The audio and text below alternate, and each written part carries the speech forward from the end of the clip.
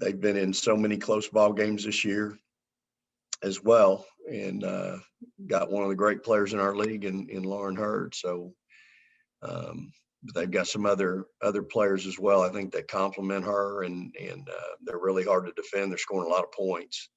And so we've had a couple of days off this week. We played Monday, took Tuesday off, practiced Wednesday, had a good workout, took yesterday off. And now we'll go today and tomorrow, getting ready for Sunday in our conference finale up in Fort Worth. So, hopefully getting some legs back under some kids need some rest. We played 6 kids on Monday, and our bench is obviously been short all year. So really proud of our improvement in the last month, especially defensively. We just got to try to find a way to score a few more points. We've really been hamstrung on offense, and again, we're not shooting the ball just extremely well. So we've got to continue to work on that, and I know our kids will. So, Danny starts off. Vic, I'm wondering, do you change the way you approach this game at all? Because y'all seeding for the Big 12 tournament is what's going to be win or lose. Do you go into this match any differently, or are you trying to approach it the exact same way? Yeah, no, it's the same approach, Dan. I'm a creature of habit. And so this week's different. Now we went from Monday to Sunday play, and, I don't like that, but that's the way it is. So it allowed us to take some time, because last week we had 4 games in 7 days. And that was really, really a challenge, for our kids and our team. So, and I'm proud of the way they battled, through that. So we've just got to get really focused on trying to deal with a TCU team that I think we outscored them 22-10 in the second quarter here, and that was kind of the difference in the game the rest of the way. So we got to find a way to get that going, and at the same time, again, we just got to find a way to defend them a little bit, because they're really good. Again, Hurd's just a really good player, first team all conference, no doubt. And at the same time, we got to find a way to score a few more points. And I'm wondering, as you all get ready for the postseason, we've talked a lot about the youth on your team, and I'm wondering, excuse me, do you think does experience matter when it comes to postseason, conference tournament, NCAA tournament? Is that one of those factors that is really important, or is that overblown? Yeah, I think it is important. I think it certainly has a value to it. And, the experience of being in those games and those moments are, I think they certainly all have a value to them. So sometimes when you're young, what you don't know won't hurt you.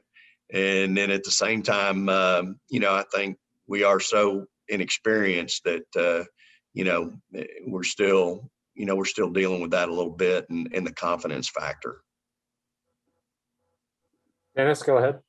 Coach, kind of a big picture, kind of piggy-tailing off of that. I mean, you inherit a new squad, you're young, you have COVID deal, concerns through the year, and then you have the winter storm. Have you ever felt this unsettled as far as knowing what your team has going into March?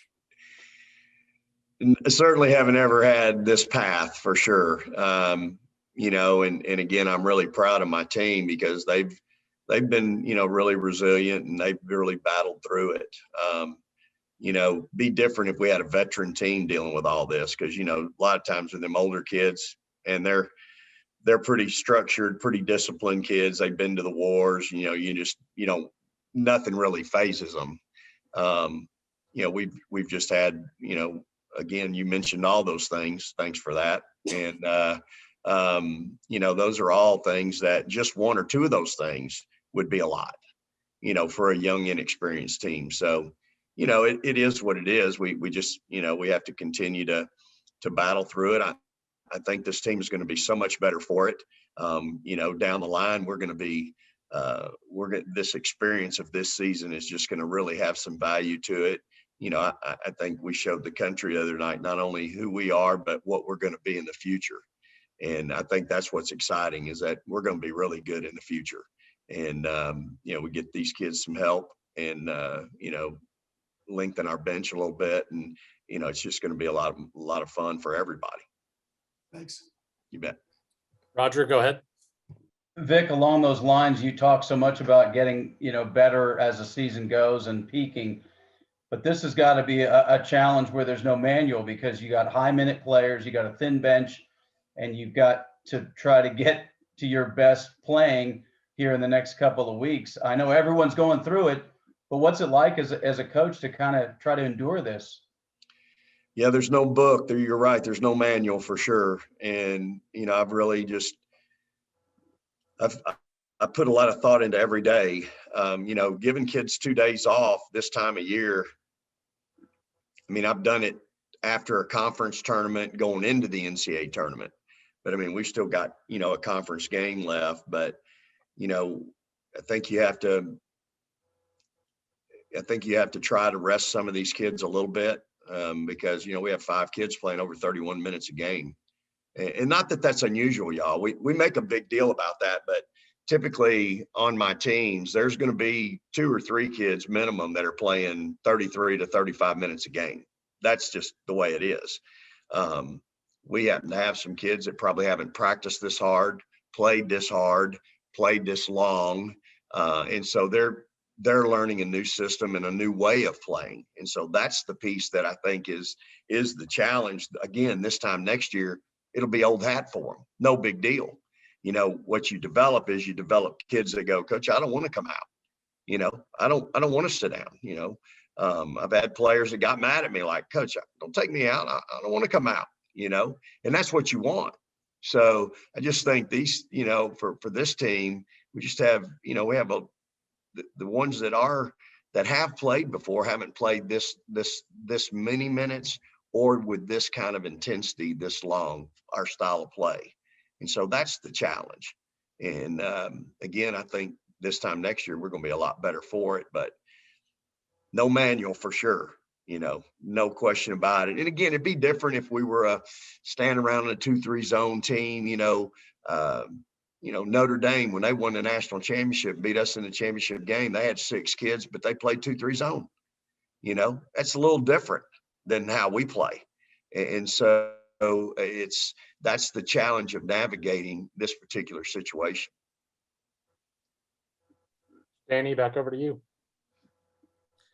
Vic, you just, referred to Lauren Hurd as no doubt all conference honoree. And I'm curious, on your team, obviously Charlie's a shoo-in, but is there a player who you're pounding the table? This is someone who should be considered for all conference honors?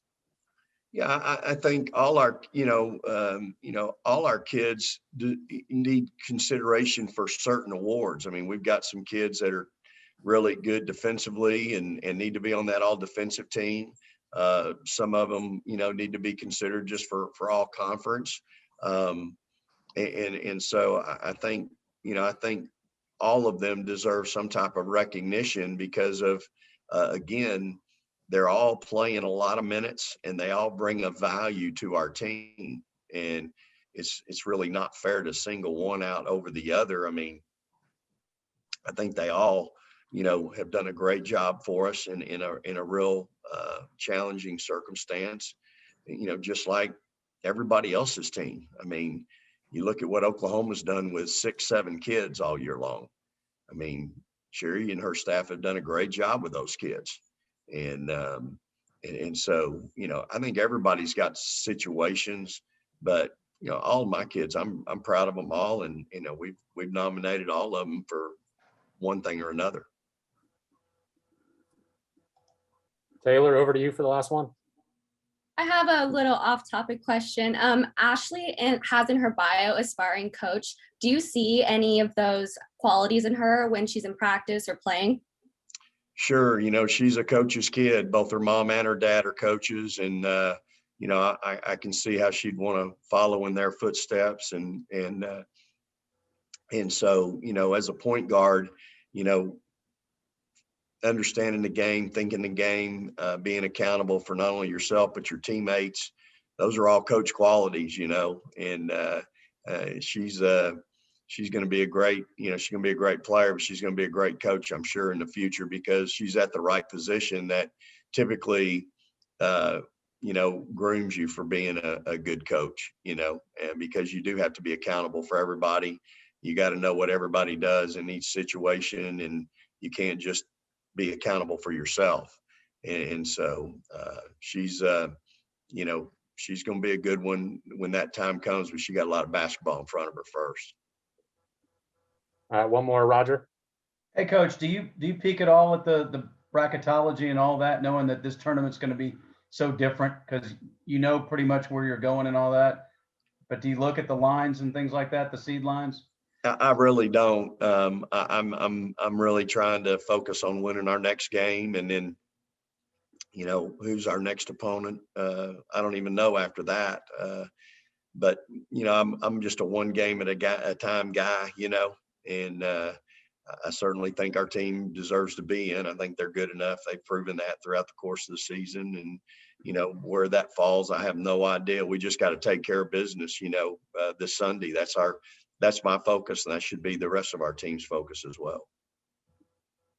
Thank you, Coach. I appreciate y'all. Praise the Lord. Thanks, Coach.